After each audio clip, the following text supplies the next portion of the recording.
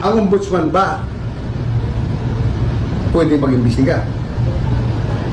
Sagot. Yes. But not to prosecute.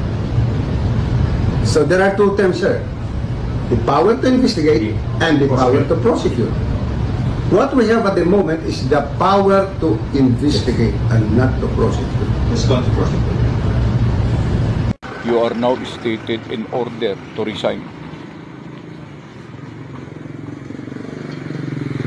Our people now are waiting. Hindi po namin hangad ang post. But if you wanted it to do, we pray together. So help me God. We're giving you much more time to answer this.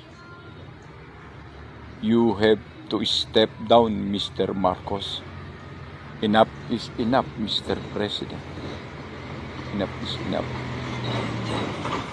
Dapat ibalik nila yung pondo niyan, ipagawa uli. Ang kakapal ng mukha nila, sa sarap na buhay nila, 2 beses nga akong inaatake dahil dyan sa banga na yan. So baka sa pangatlo, patay na ako. Hindi ko naabutan, makita na gumanda yan, daan na yan, yung ilog na yan. Dahil sa kakakurakot nila. Sobra sila, ganun pala sila katindi. Ganun sila kagrabe na mangurakot. Hindi sila naaawa sa mga tao, sa mga batang nilulubog araw-araw pag pumapasok sa eskwela. Hindi sila naaawa hanggang liig. Naglalakad sa karsada dito. Yes. Magandang hapon muli sa ating mga kasama. Nandito naman si Kuya Gus nagbabalik. At syempre, kung hindi ka pa nakasubscribe sa ating channel, pa-subscribe na lang po at hit mo na rin yung bell para laging updated sa ating mga video. Ito na, let's bolt!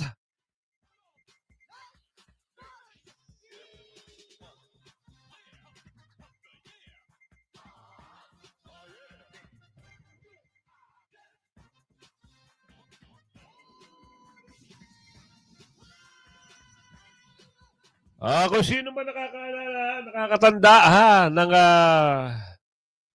ng tugtog na yan, alam niyo naman ang ibig sabihin niyan. Let's! Eto na! Anak ng bugi ka. Antibay ng panga mo, no? Chong! Antibay ng panga mo. Ang sarap mong tanggalan ng ipin, ha? Ang sarap mong tanggalan ng ipin. Nakakadismaya. Bakit ba gustong-gusto sa'yo ng amo mo? Bakit? Ano ba pinakain mo doon? At paboritong-paborito ka. Sabi ng JBC, hindi pa sila nagbibigay ng shortlist na listahan. Parang tila na madali, ata.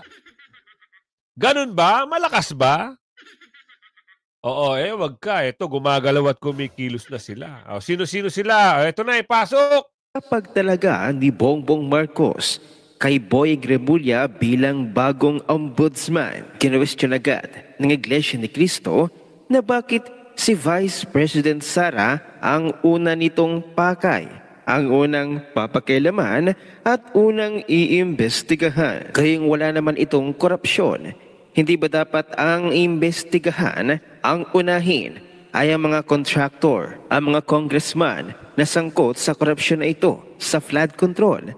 Ngunit bakit ito ang unang gagawin ni Remulla? Ang bulat-latin ang salin ni Vice President Sara. Kaya't nanawagan ng Iglesia ni Cristo sa Independent Commission for Infrastructure na itinatag ni Pangulong Marcos Jr. na gawing bukas sa publiko ang kanilang investigasyon sa malawakang katiwalian sa flood control projects. Wait lang, boss, amo. Ito pasensya kayo, meron na naman tayong rhinitis eh. Ikaw, naitalaga ka para mag-imbestiga, hindi ka para mag-prosecute, ha? Tandaan mo yan. Sino nagsabi niyan? Mamaya, bibigay ko sa inyo kung sino nagsabi niyan. Ikaw, nangingitim ka, ang tibay din ang panga mo, no? Ang natutumbok na pangalan dito na kurakot, si Balulong, si Saldico, at itong amo mo. Bakit kay Bibi Sara nakatuon na naman ang pansin nyo? Kaya sabi ko na, tama yung sinabi ni Winda Fortune eh. Yung vlog kahapon, di ba? Meron namang controversial na papasok, pero malulusutan. Oh. Hindi nga tayo nagkamali. Ayun nga, lumabas na yung panibagong iskandal. Panibagong pinapasok nilang issue. Salin? Ha? Alam mo ba pinagsasabi mo?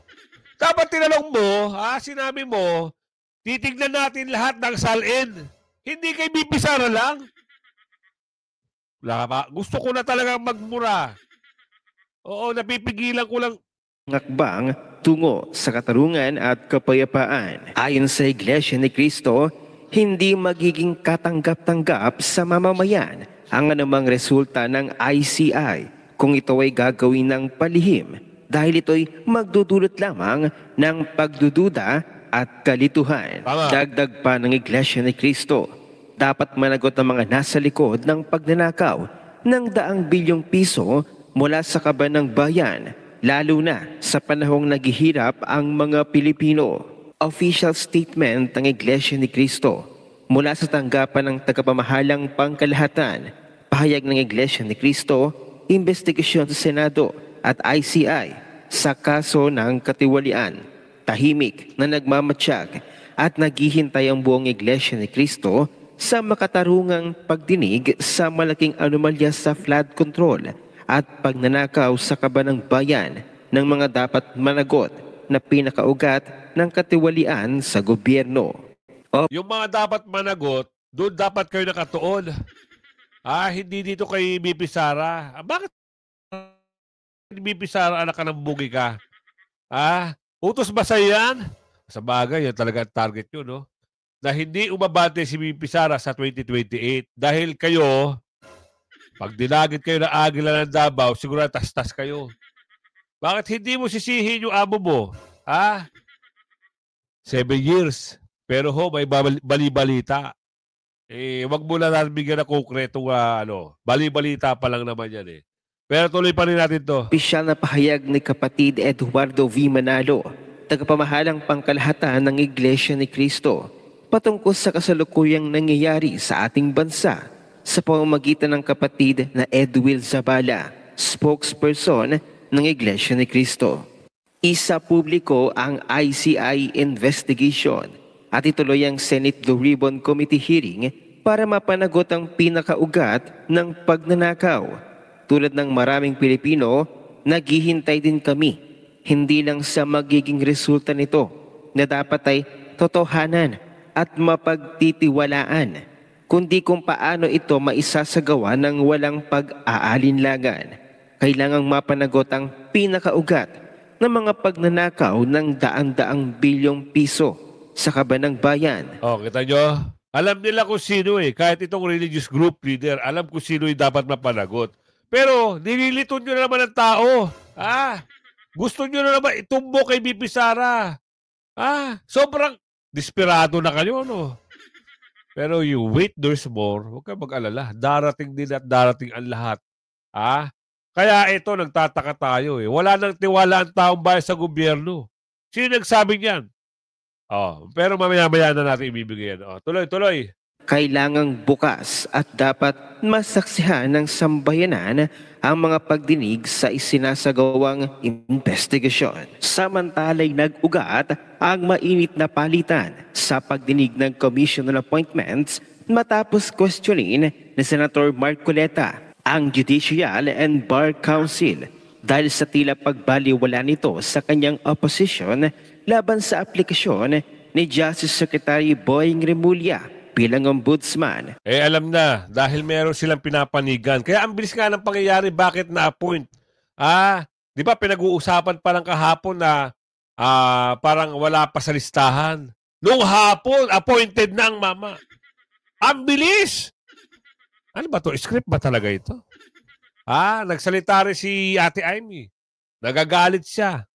Dahil dito nga, yung JBC, parang ano ba nangyari sa inyo, JBC? Mali-maleta na rin ba? Nagtatanong lang ho kami. Masyado kayo nagmamadali. October 30 pa.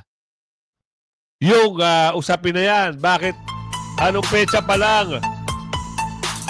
Anong petsa pa lang? Ito naman, istorbo, may tumatawag pa, oh. Bakit masyadong yung minadali? Dahil ba, nasaan ba yung hinahanap ng taong bayan? Nasaan ba si Balulong? Yun ang dapat imbestigahan, eh. At ito si Saldi ko, eh. Pero nasaan ba sila? Imbis na yun, ang atupagin, ngayon atupagin nila si BP Sara, di ba? Magaling. Ang galing-galing nyo talaga. Kaya sobrang wala ng pagtitiwala ang taong bayan sa inyo. Ginagalit nyo lang lalo ang taong bayan. For sure, ha? For sure, may magsasalita dito. Pasok natin para maintindihan nyo kung sino yung magsasalita dito. Kung meron po bang makukulong dito, Senator, may makukulong na congressman, makukulong na senador, may makukulong na DPWH official, may makukulong na kontraktor, tingin nyo, hindi pa rin sapat yun? Tingin ko meron, Anthony, pero three things to. Number one, Wait. Ano ba yon? Kung ano daw may makukulong, naku, hindi pala nakapasok. Ipapasok muna natin, ha? Buti na lang, nakita natin. Hindi pa pala nakapasok. Wala nang tiwala, eh. Pasok. Kung meron po bang makukulong dito, Senator, may makukulong na congressman, makukulong na senador, may makukulong na DPWH official, may makukulong na kontraktor, tingin nyo, hindi pa rin sapat yun? tingin ko meron, Anthony, pero three things to. Number one, hindi to palakihan ng isda, eh. Parang ano to, parang bee. Kailangan kunin mo yung queen bee. Pag hindi mo nakuha yung queen bee, manganganak lang yan. Nandiyan pa rin yan, di ba? So, syempre, ang temptation, senador, mas mataas yan. Pero mastermind ba yun? Di ba? O, naniniwala ba tayo, Zaldi ko? Ilan ang nakilala nyo na chairman ng appropriation sa House? Kaya ba yan ng isang chairman lang ng appropriation? Di ba? Di sana, yan ang hindi na tatakbong presidente. Dapat tumakbo na lang. Di ba? So, definitely. So, that's my number one. You get the masterminds kasi yan yung mga queen bee. Okay, number two, away na ng away. Kung sino pwede state witness, sinong hindi. Wala ka pang working theory. So, paano mo alam kung sinong most guilty at sinong least guilty kung hindi mo pa alam kung anong sistema? Kasi may normal na corruption dito. Meron corruption dito na sinama dito sa bagong sistema. Yung normal, yun yung 2010 meron na, 2016 meron na, di ba? So, kaya lang ginugulo yung sinabi ni Bryce. Lahat dito substandard. So, lahat buong Pilipinas substandard din. So, ibang usapan. So, ngayon may bumaksak na tulay sa Cagayan. Sinabi na natin yan. Mag-isa ako naghihiring halos. Dalawa lang nag-attend, si Joel Villanueva at si Bong. Itong Kabagan Isabela. Yes, di ba? Natanda niyo yun, di ba? Sabi nila, hindi, lahat ng ibang tulay, okay, biglang bumaksak ngayon. So, ang kalaban natin ngayon is fear. Fear na baka walang mahuli. Fear na baka lalong grumabi ito. Fear na baka mamundok mga anak namin kasi wala naman nangyayari. Kalaban natin galit. Galit talaga ng tao, di ba? Pero ang pinakamalaking kalaban natin dito, kawalan ng tiwala.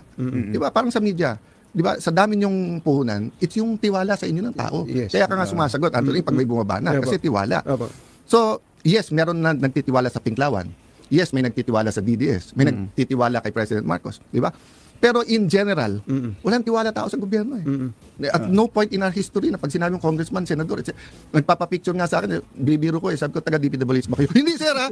So, lupahan lang. Diba? Pero pwede din nila balik ta rin, Pwede din nila sabihin, sir, hindi kami magpapapicture, ha?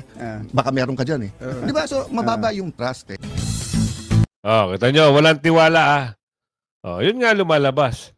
Pag nabanggit kasi yan, pag tungkol sa mga ganyan usapin, lumalabas, galit sa gobyerno ang tao. Saan nararamdaman nila?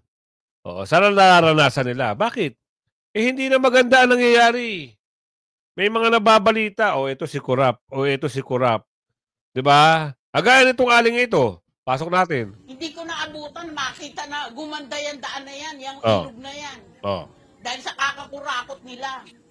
Sobra sila, ganun pala sila katindi. Ganun sila kagrabe na mangurakot. Hindi sila naaawa sa mga tao, sa mga batang nilulubog araw-araw pag pumapasok sa eskwela. Hindi sila naaawa hanggang leeg. Naglalakad sa karsada dito.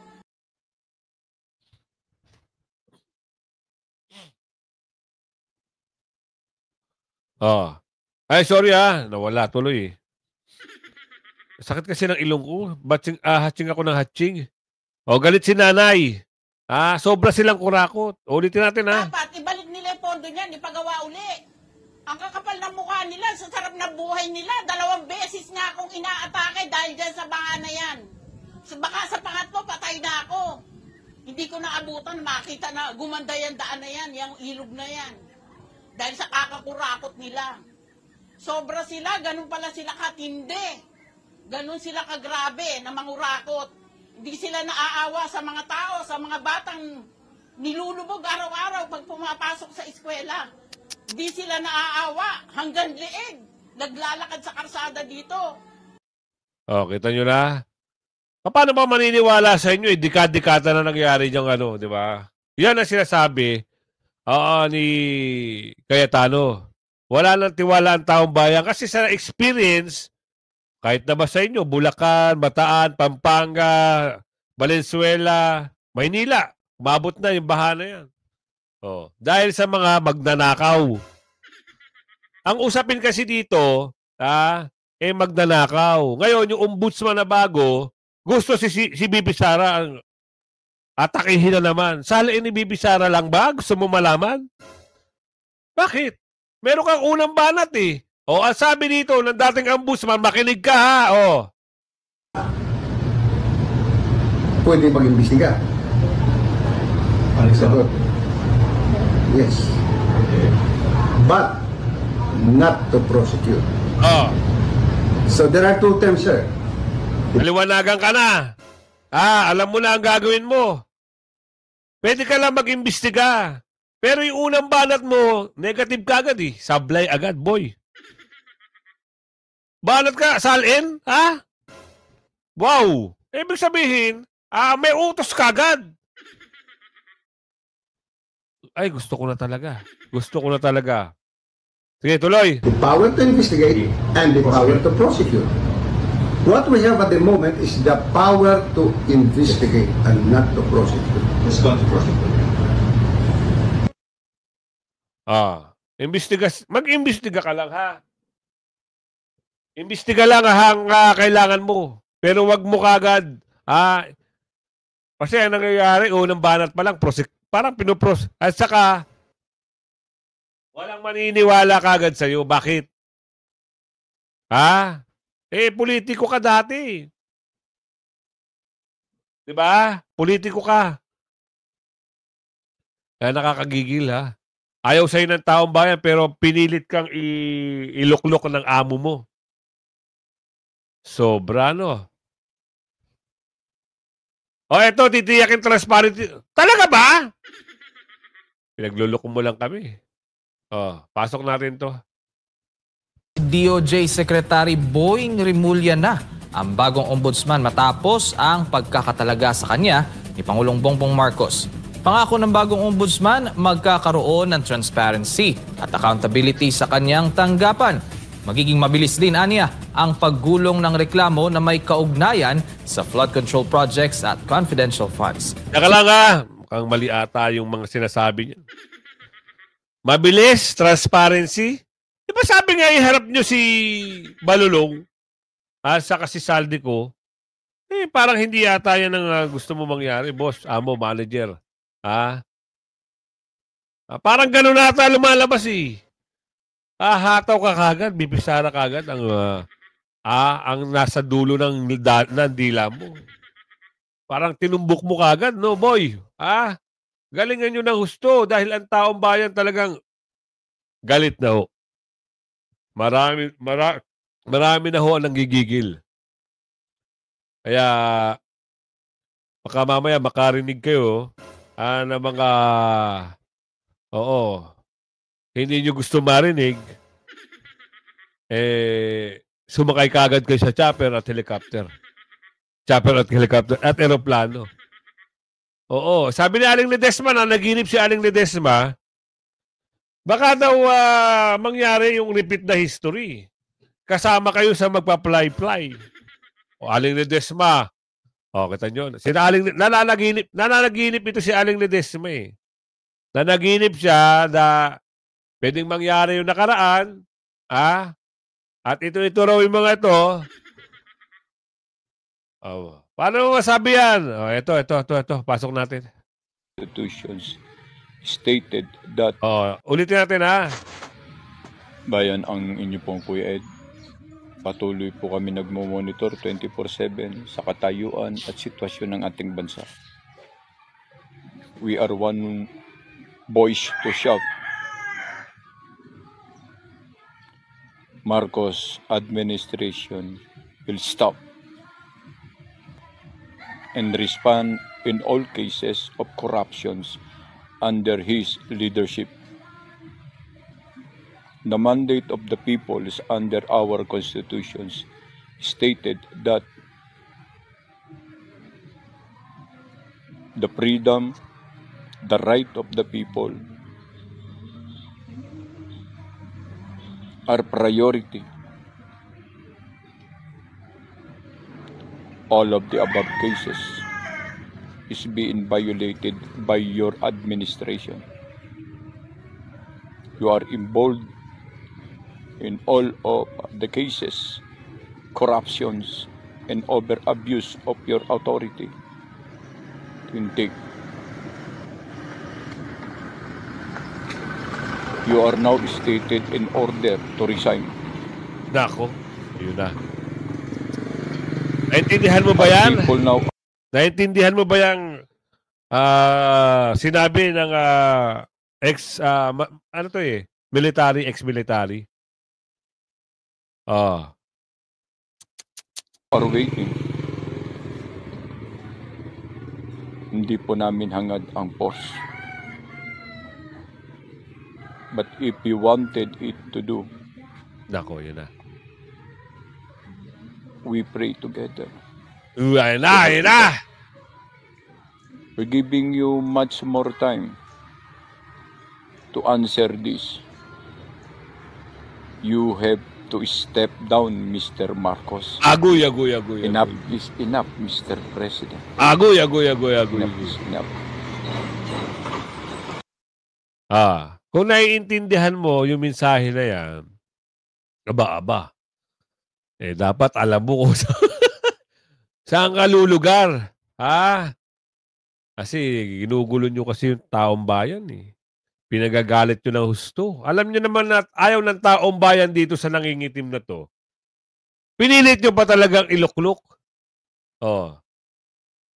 Kawawa ho, itong mag-asawang Diskaya. Sila ho ang nagbunyag doon sa malalaking mga isda, pero sila ngayon nakakasuhan. May kaso na sila actually. Ang hirap nito. Yung mga malalaking isda, adun, nagpapakasasa pa sa abroad. Kuya Goods, ano yan? May kaso? Opo, may kaso na. Ito, mag-asawang Diskaya. Umabot daw sa higit 7 billion pesos. Wait lang. Ano ba yung... Umabot daw. Wait. Pasok natin Yan. Ay, bakit gumaganto? Ano ba ito? Ito, lalakihan ko muna. Tapos, minsan, ito. Umabot daw sa higit 7 billion pesos ang hindi nababayarang buwis ng mag-asawang Curly at Sara Diskaya. Dahil nga dyan, patong-patong na reklamo ang kahaharapin nila mismo sa Bureau of Internal Revenue. Yan ba totoong dahilan? For sure, alam na. Dahil mayroong mga nabulgar, minadali ang kaso. Kita nyo, ang bilis, di ba? Samantalang itong mga natutumbok, hindi pa nakakasuhan. Hindi pa nga umata ng hearing Hindi pa nga mapatawag Samantalang ito, nakasuhan na. Bilang lang kayo ng mga ilang araw, ilang linggo. Himas rehas na sila. Kawawa, di ba? Kawawa. Pero sa kanila nanggaling, para matumbok itong mga may sala. Bigyan tayo ng update. Live mula sa DOJ sa Maynila, nasa linya ng telepono si Camille Samonte. Camille, ano bang update dyan? Nikki, patong-patong na tax evasion complaints ang inihain ng Bureau of Internal Revenue sa Department of Justice laban sa mag-asawang kontraktor na sina Sara Curly Diskaya at corporate officer ng St. Gerard Construction. Ayon sa BIR, aabot sa 7.1 billion ang tax liability ng mga Diskaya para raw ito sa mga buwis na hindi nabayaran sa kanilang pagbili ng siyam na luxury vehicles at documentary stamp taxes sa pag-divest nila mula sa kanilang construction company. Nadiskubre rin ng BIR na hindi rin nagbayad ng individual income tax ang mag-asawa mula 2018 hanggang 2021 na tinatayang aabot sa bilyong piso rin. Unang reklamo pa lang daw ito na inihain ng BIR laban sa mga Diskaya at posible pa raw itong madagdagan oras na matapos ang kanilang audit sa mga kumpanya nila. Gate ng BIR... Wait lang. Ay, paano yung Ferrari nung isang Bryce at saka yung GMC ni Bryce? May pag-uusap ba? Nakasuhan nyo ba? Wow! Wow! Dapat be fair. Kung kakasuhan nyo sila, kasuhan nyo rin yung mga nababanggit na iba. Galingan nyo lang. Sabi ni Aling Ledesma, kasi nanaginip siya, na talagang October 12. Ano yung October 12? Hindi ko rin alam. Makikibalita na lang ako sa October 12. Kung ano yan. Kasi sabi ni Aling Ledesma, paggising niya raw kanina, meron siya sinasabi na October 12. Ano yung kaya October 12 na yun?